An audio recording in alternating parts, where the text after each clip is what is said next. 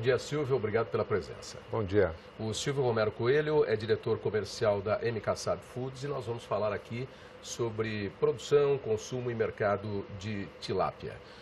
Silvio, o grupo de vocês possui várias atividades. A atividade de alimentos é apenas uma delas. Sim, exato. O nosso grupo está inserido com cerca de 13, 15 unidades de negócio diferentes, que se estendem desde a alimentação animal, passando pela área de química e também pela área de varejo. Por exemplo, Lojas Spice pertence ao grupo MK SAB. Tá. E na parte de tilápia, vocês estão produzindo onde? Em que região?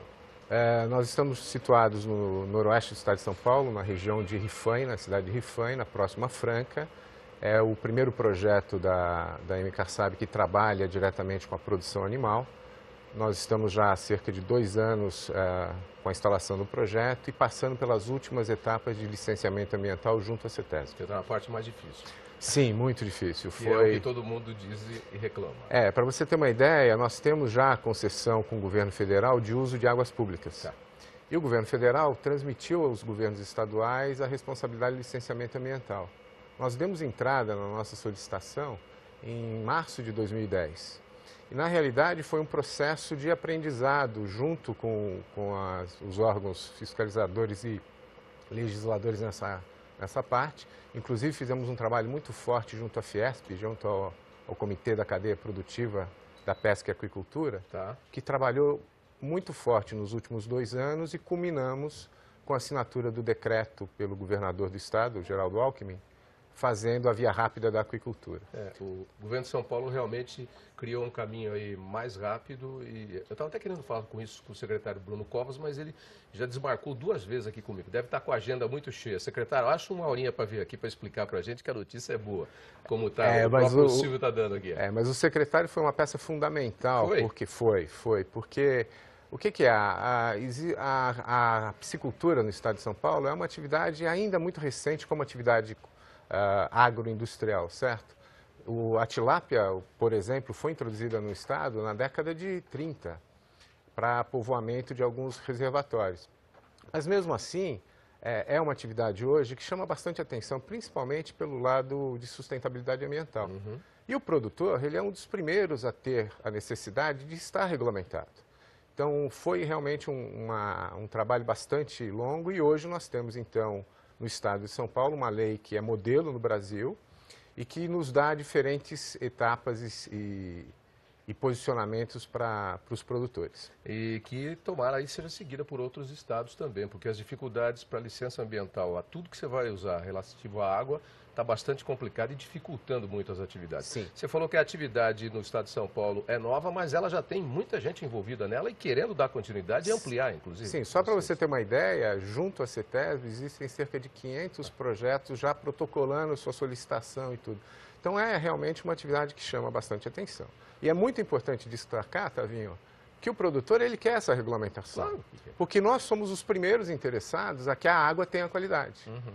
E nós somos os primeiros interessados que isso seja um diferencial, tanto para o estado como para o Brasil, da produção de tilápias. Ou seja, quem vai produzir tilápia ou alguma outra espécie precisa de uma água limpa. Quer ver? Aqui ó, no release, aqui no material de divulgação. Produção. Para uma boa produção, a água não pode estar contaminada com alguns agentes. Exatamente. Agrotóxicos, ovos, larvas e peixes indesejáveis ao cultivo, argila, etc. e tal. Quer dizer, quem mais vai estar interessado em manter a água limpa do que o produtor de peixe? Semana passada saiu publicado no Diário Oficial da União um estudo feito pelo Ministério da Agricultura com relação ao Programa Nacional de Resíduos Sólidos. Tá. O peixe de cultivo foi o único produto que foi totalmente isento, ou seja, todas as análises feitas com relação a nitrofurano, inseticidas, pesticidas, o peixe de cultivo ele está isento, ou seja, caracteriza efetivamente que nós estamos no caminho correto. E num modelo sustentável de produção. Com certeza, absoluto. Ô Silvio, se tem tanta gente pedindo licença ambiental para criar peixe, é porque o negócio de peixe é muito bom. Estou seguindo aqui o ex-ministro Gregolin, que sempre falava isso, que eu até tenho muita coisa para andar aí, muito campo. Eu te digo uma coisa, um dos nossos diretores, o diretor da MK SAB, ele é presidente da IFIF, que é um órgão mundial que congrega várias associações e sindicatos da alimentação animal no mundo. Então ele me encomendou um estudo e eu fiz. Você é oceanógrafo de formação, inclusive. Isso, eu sou doutorado nos Estados oceanógrafo. Unidos. tem um mestrado nos Estados Unidos e um doutorado na Exalc, grandes amigos de Piracicaba. Então, o que acontece? Num estudo baseado única e exclusivamente em dados da FAO, fica muito claro que o desenvolvimento da piscicultura, da aquicultura no mundo, ele está muito forte, mesmo sendo bastante conservador e considerando os valores pela metade do que se tem hoje de crescimento, a produção de peixes e camarões que comem ração vai superar a bovinocultura até 2030, vai superar a avicultura até 2040 e vai superar a suinocultura até 2050. Ou seja, nós estamos falando que o maior consumo de proteína animal no mundo tende a ser o pescado. No Brasil, isso ainda não é muito sentido. Por quê? O brasileiro está muito acostumado a ter uma disponibilidade grande da avicultura, e da ave, do suíno e do boi. Porque nós temos escala de produção. O brasileiro come hoje o quê? Algo em torno de 8,5, 9 quilos de peixe por Esse é ano. o número oficial do governo federal. Então, o MPA lançou um estudo, cresceu nos últimos 10 anos de 7 para 9, mas nós temos regiões, por exemplo, como a cidade de São Paulo, ela consome cerca de 15 quilos per capita ano. Em algumas regiões do norte do Brasil, você chega a consumir até 22 quilos per capita ano. É perceptível ver, inclusive, dentro do conceito da alimentação saudável, uma mudança de hábito entre as pessoas que frequentam restaurantes. O consumo de peixe tem aumentado continuamente. Tem muita gente trocando a carne grelhada pelo peixe grelhado e a feijoada por uma comida mais leve, mais saudável. Exatamente, porque você, além dessa característica da saudabilidade, você tem a característica de você estar trabalhando com o animal hoje que você consegue rastrear, que você consegue saber a origem. Então, é um ponto muito importante a ser discutido. A aquicultura te dá essa opção. Quando você vê, por exemplo, o Brasil, ano passado, importou mais de 1 bilhão e 200 milhões de dólares em pescado. Ou seja, o crescimento forte da demanda de pescado no Brasil vai continuar fazendo com que a gente importe muito. Mas a gente não sabe de onde está vindo esse peixe. Exatamente. Agora, o peixe de aquicultura, ele pode ser orientado ou pode ser acompanhado e o grande varejo, ou a mesma dona de casa, ela pode saber de onde veio esse peixe, como que ele foi criado, quais foram as condições que ele tem.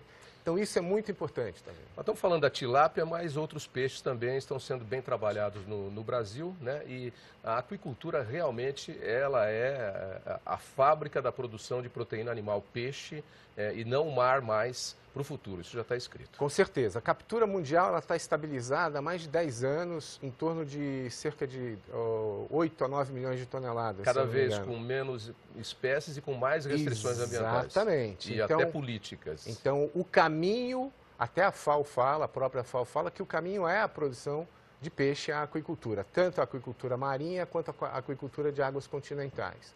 No caso do Brasil, hoje você tem um desenvolvimento muito forte da carcinicultura, a criação de camarões no Nordeste brasileiro, e também da piscicultura de águas interiores, que no caso aqui nós estamos encaixando a tilápia, que é um peixe de água doce, e os peixes nativos, notadamente os redondos, na região centro-oeste, e os pintados e surubins também na região do centro-oeste. E na região norte também nós temos. Sim, nós temos os redondos e tem um trabalho muito recente que tem um potencial fantástico no Brasil, que é o pirarucu. É o pirarucu. Eu estive com o secretário de Agricultura do Amazonas aqui semana retrasada e estava falando exatamente desse potencial do pirarucu.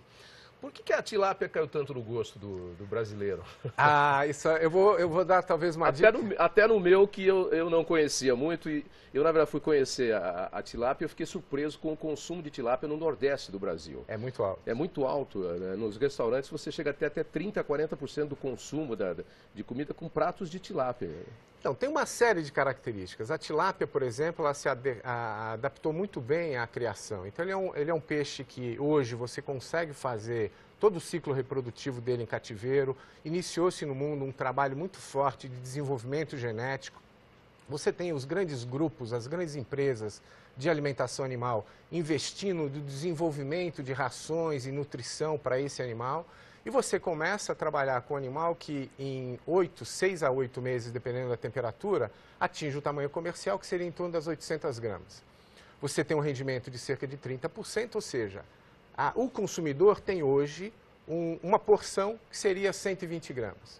Um filé branco, com sabor extremamente suave e que se adequa a diversos tipos de preparação. E tem um detalhe, Não sei se você cozinha. Eu cozinho. Eu arranho um pouco na cozinha, não, mas você, dona de casa, com certeza você vai observar o seguinte. Se você fizer um filé de tilápia na sua casa, a sua casa não vai ter cheiro. Não tem cheiro. E o Fica o cheiro do tempero. E ele mantém a consistência. Por quê? Porque ele é fresco, você sabe. Hoje existem, a nossa empresa, por exemplo, entre o abate e o consumidor, 2 dias. E nós queremos diminuir esse tempo, ou seja, o consumidor tem a possibilidade de ter um peixe extremamente fresco, saudável e de ótimas características para a sua cozinha. Mas eu gosto aqui do termo que nós estamos usando, que é tilápia, porque eu não gosto de chamar de Sanpíter. Sanpíter é uma espécie de tilápia. Não é uma espécie. Não é uma espécie de tilápia? Não, isso é muito gozado. Por que tem gente que chama a tilápia de Sanpíter? Como eu falei, a tilápia foi introduzida no Brasil, e principalmente no estado de São Paulo, na década de 30. Quem que trouxe? A própria Secretaria da Agricultura do Estado de São Paulo. Tá.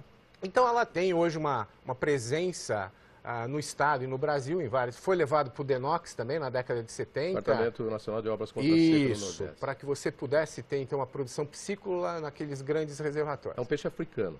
É um peixe africano, de origem africana. Hoje ele é cosmopolita, hoje ele está no mundo todo. Se você chegar, tiver com fome na China e pedir uma tilápia, o garçom vai te entender e vai te trazer uma tilápia. Então, o que acontece? Com esse tipo de crescimento, você começou a ter um mercado que começou a aflorar, principalmente no final da década de 90 e início da década de 2000. O principal canal de comercialização era o Ceasa. Então chegava lá, você talvez tenha feito isso com seu avô, com seu pai, foi pescar num açude no interior de São Paulo, pegou uma tilapinha pequenininha, cheia de espinho e com gosto de barro. Isso. Esse peixe tinha um baixo valor de mercado. Quando se começou a trabalhar com peixe em pisciculturas controladas, o peixe começou a crescer e começou a ter um sabor diferente. Sumiu o sabor, o gosto de barro. Exato. Quando o produtor chegou no mercado para vender, qual o mercado que ele vendia? Ceasa. O comprador de peixe, que não é bobo nem nada, falou, não, isso aqui é tilápia, baixo preço. Então, uma das maneiras que se fez para se diferenciar aquela tilápia da tilápia que existia antes, foi criar um nome. O brasileiro adora o anglicanismo, Sanpíter. E você sabe por que é Sanpíter? Não. Existe um dito que, como a tilápia é africana, ela é originária também daquela região do Nilo. Então, que o milagre dos peixes, feito, descrito na Bíblia, foi com tilápia. E por o isso peixe, São Pedro. Exatamente. Que era o apóstolo pescador. Exatamente. Mas o Sanpíter é a tilápia. É a tilápia. É uma variedade melhorada, aprimorada, monitorada no cultivo, mas é a tilápia. Ô, Silvio, quanto vocês estão produzindo de tilápia lá na MKSAB? A MKSAB começou há pouco tempo porque apesar de nós termos a cessão de uso da área, que nós estamos numa área pública junto ao governo federal, nós queríamos e precisávamos atender ao licenciamento ambiental. Então, o licenciamento ambiental ele está caminhando, nós já recebemos a licença prévia, nós recebemos a licença, possivelmente até o final dessa semana a gente deva estar recebendo a licença de instalação.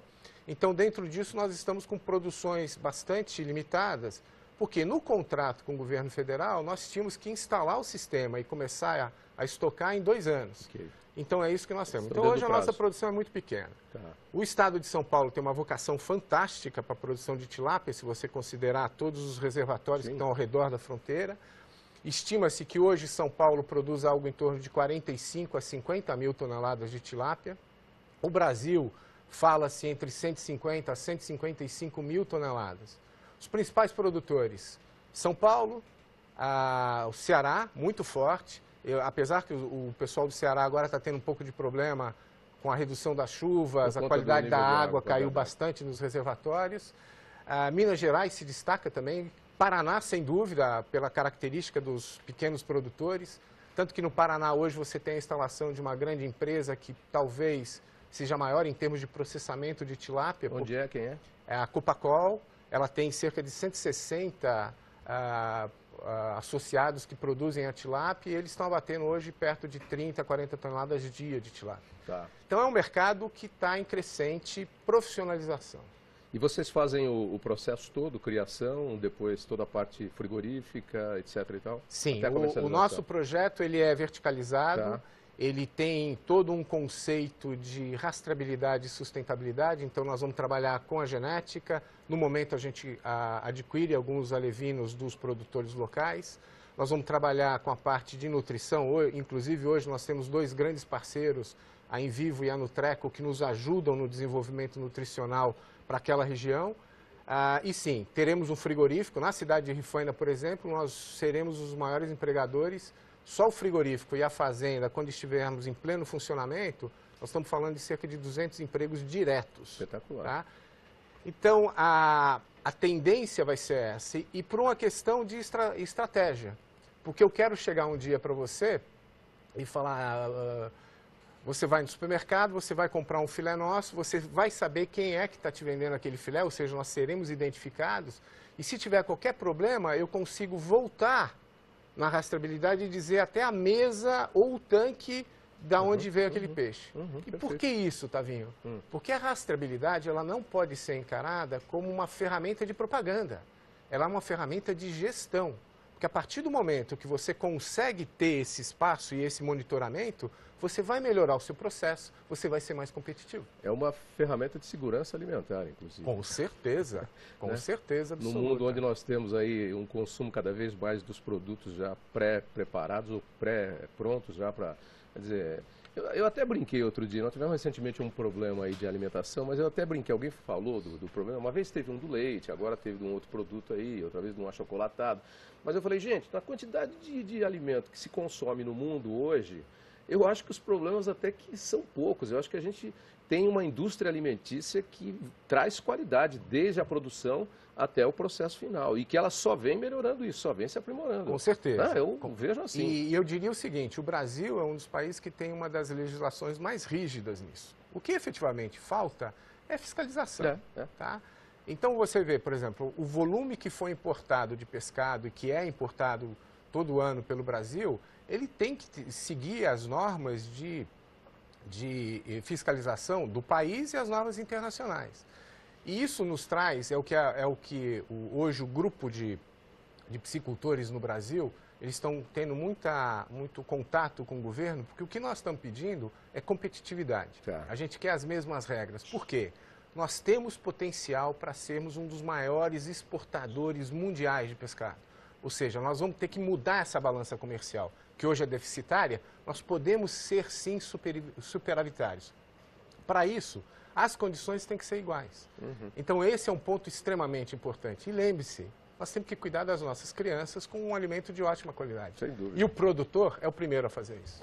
Ô Silvio, quer dizer que aquela história... O Chico Brasil está prestando atenção danada na nossa conversa. Acho que ele vai trocar os bois dele por tilápia, viu? Estou quase aqui. Não, o Chico, inclusive, ele ajudou muito a piscicultura, tá? Ele trabalha e ele sabe que o que foi dito aqui é verdadeiro.